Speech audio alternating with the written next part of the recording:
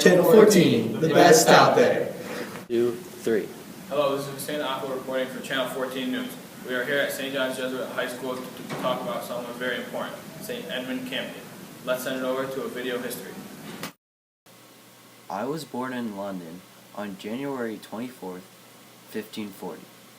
I received my early education at Christ's Hospital, and, as the best of London scholars, was chosen in their name to make the complimentary speech when Queen Mary visited the city.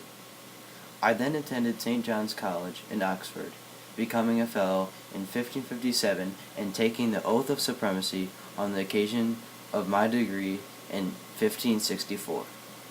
When Sir Thomas White, the founder of the college, was buried in 1567, the Latin oration fell to the lot of me. 2 years later, I welcomed Queen Elizabeth to the university and won her lasting regard.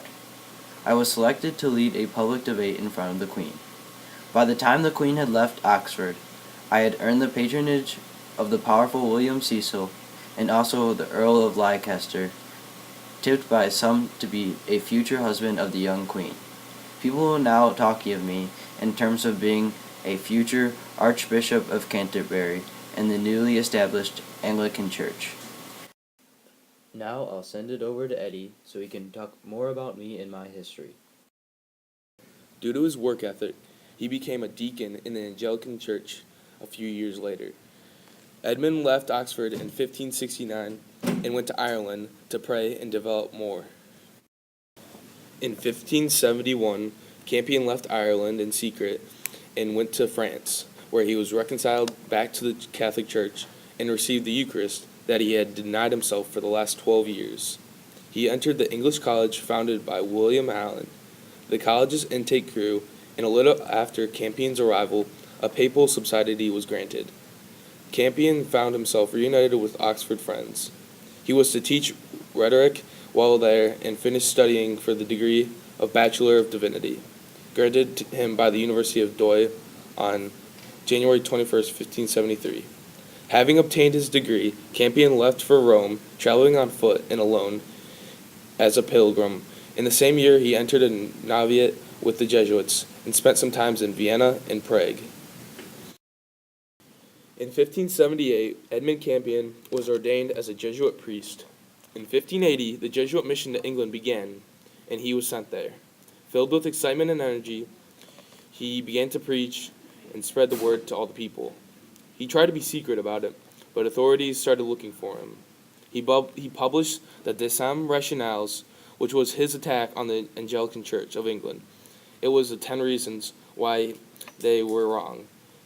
It created a great sensation, and the hunt stepped up for him.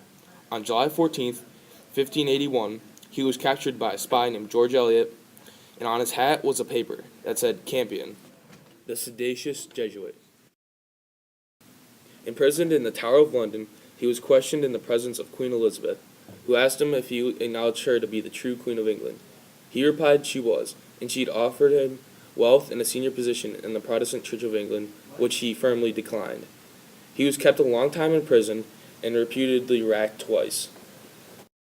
Tortured again on October 31st, he was indicted at Westminster on a charge of having conspired, along with others, in Rome and Rice to raise a sedition in the realm and dethrone the Queen. Campion was sentenced to death as a traitor.